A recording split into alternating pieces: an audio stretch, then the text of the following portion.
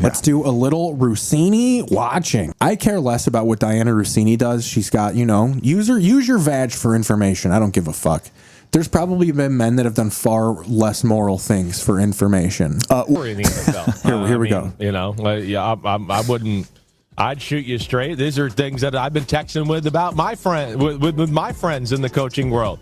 Even their wives are involved in the conversation as well. Stay on target. Yeah. Stay on target. Sim's getting a goal for the ball, dude. Or is this a TV? No, this is sporting ball. 100%. Yeah, this is a sporting ball. Quote that. I mean, there is some merit to like how people like Jamel Hill are pretty much being like, why are people only talking about Diana Rossini?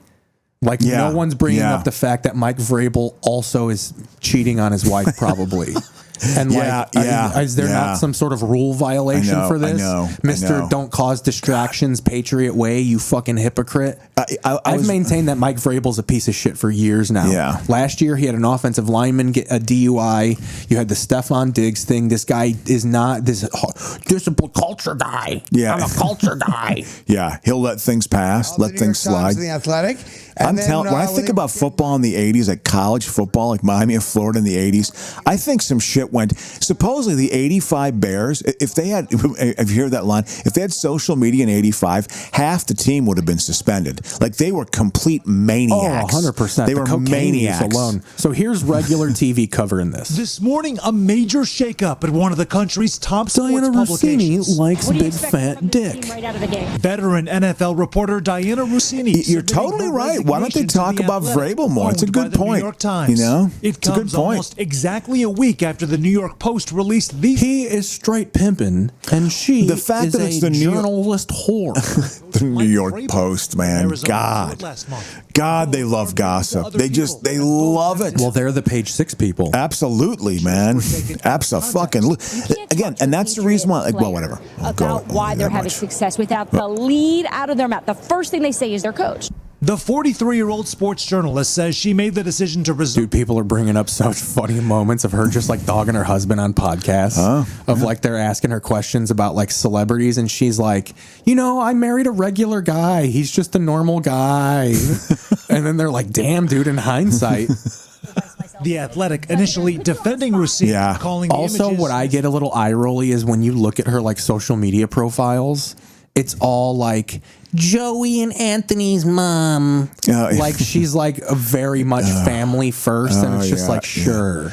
Well, methinks he does protest too much. Yeah. When you're saying something like that too much, it's because you're actually hiding something. Right. So.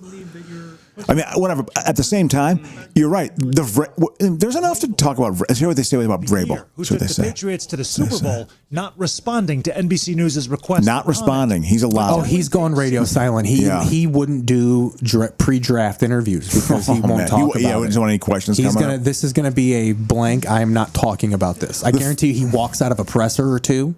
We'll look forward to that. The fact that it's happening right before the draft also, it's like... to decide, morally, that's up to them. I loved getting the sad faces and the down looks and then him being pissed. I was never a fan of his because he went to Ohio State, my friend. So this is one of those rare side goals. I think that's a goal for TV news. Absolutely. I'd agree. But yeah, not covering, It also comes down to oh no, wrong sound effect. Not covering him. Oh no! All right, let's bounce to reality TV. Yeah. Let's fucking get to the news of this. Frankie Taylor Paul. So we covered her throwing the chair a couple weeks ago. Has the letter from the so all this is they've officially canceled this season of The Bachelorette. Like, no, the first they just postpone it. This time it's fucking done. Sufficient evidence. Interesting. That's interesting because I think that was a pretty popular show, right? I mean, it's not like done. It's just this season. They'll probably just re-rack it next year. Yeah, but they're going to skip it. Photo of flowers writing, cried when I got the It is, call. man. The whole thing is the way shows, the way marketing is done. It's all. Dude, you know what's the way tears look against the fucking fucked up plastic surgery on their faces now is wild. Shelved back. And you have rotten manners. This guy's such a dick to him. His old man. He ended up dying later in life. Oh, this old guy. So Morgan went into like geriatric care later in life because he had to take care of his dad. His dad had like a neuro disease. Oh. Come on, you're the one who's full of words. Oh, man. Those neurological disorders, my friend, they're a real problem. God. No. They're, Shut that thing off. you know, my dad had Parkinson's, and I didn't have to bear the brunt of that. His girlfriend, a saint, took care of him for decades as he was deteriorating, you know? Oof. Hell yeah, dude. Look at Morgan. Also, a fun fact about Morgan. Let's go back to show a picture of him to really highlight this. Yeah. So in a Reddit group, someone was like, isn't he a registered sex offender? Because his cousin had a Reddit thread. Yeah. So apparently, and we're going to meet her in this episode, the girlfriend he has in this, they made a sex tape. And someone found it and leaked pictures of it to like play a prank on him. And because of that, like the police got involved and he got like child porn charges. But they were both the same age when it happened. They were like 16 or 17 or something. Or yeah. So that's, and she was like, so I guess so, but he's not like a pedophile. Yeah.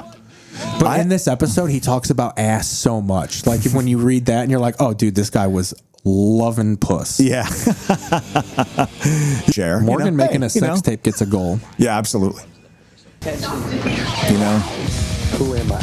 Most people, perceive me as, the class clown or something like that. I totally was the class clown, no doubt about it. Me and my best friend were class clowns. It was just a front. We were a comedy duo.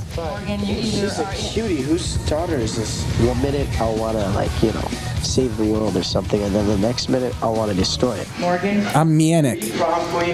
you have no. I didn't go. Is he on the streets right now? What's he up to now, you think?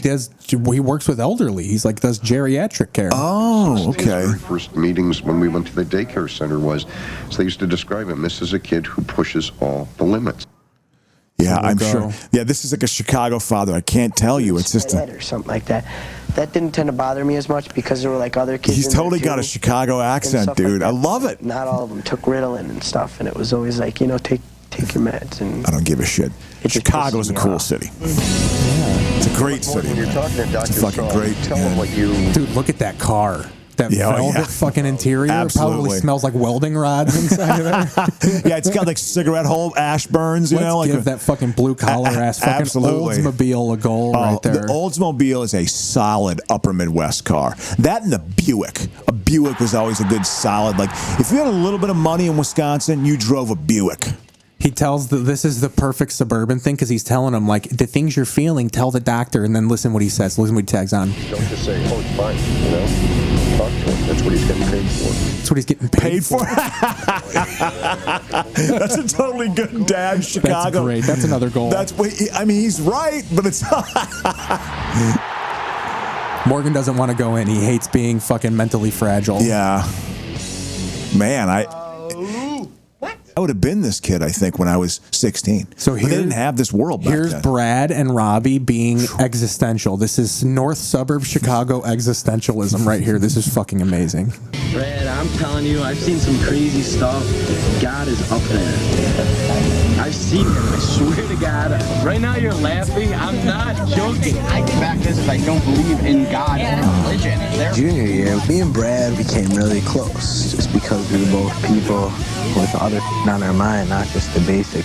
We don't talk about basic stuff, we talk about GAD and emotions are benefited. we sit in our Jeep 4Runner that our parents bought us and fucking talk about all the existential problems going on in the world while everything in our life is paid for. I know, it's literally perfect. You fucking lacrosse player, motherfucker. When I first realized that I was gay, but didn't tell anyone, and it tore me apart through 6 months ago. How do they not know you were gay? You sit so ballerina-like.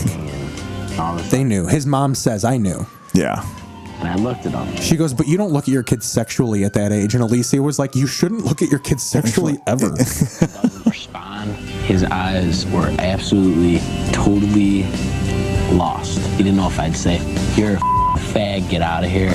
You're like I think that's going to be a drop. Yeah. Friends, like, who knows what I could What's say. that And he was beard? Like, Dude, and it looks like his head hair is a beard. It's like it's one continuous thing. There's no layering. The issue of gay comes up every day, and it's definitely impacted my life tremendously, you know. So See, this is where the North Suburbs education was different. Even when me and my sister were watching this show, there's so many extracurricular clubs. Yes. My high school was fucking classes. Yeah. You went to class and then you got on the bus and went home. Yeah. If you played sports, you stayed after. There was a couple clubs, but like outside of detention or you were fucking a teacher, like you didn't stay after school. Absolutely. And no one helped you with your problems. Yeah.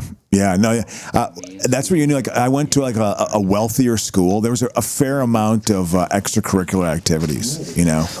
We're gonna end on this. This is Katie's mom. This bitch is like your age. Look at her. No makeup. Lately, talking to parrots. Thinking about telling her daughter not to go to college and to just become a musician. jobs. Even though I'm 16. You know what? You shouldn't go to college. You should just make some fabulous money somewhere and have your own apartment. Yeah, that is. I'm sorry, Mom. You're projecting what you wanted to do, what you wanted onto your child, and you think you're giving them guidance. I don't know. I'm not a parent. I don't know what it's like, but I would think that I don't know.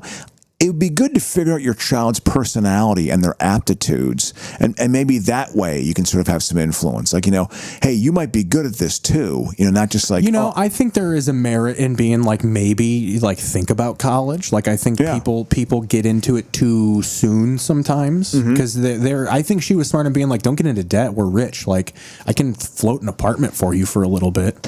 Oh, I thought she was like, no, go out and she said make a living. But then she said you can have a fabulous apartment, i.e.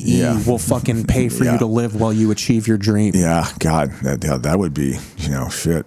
Yeah, that was not the case in my household. Because I don't think Katie has a dad. I feel like there was an elderly Jewish guy who left that family some money. Okay.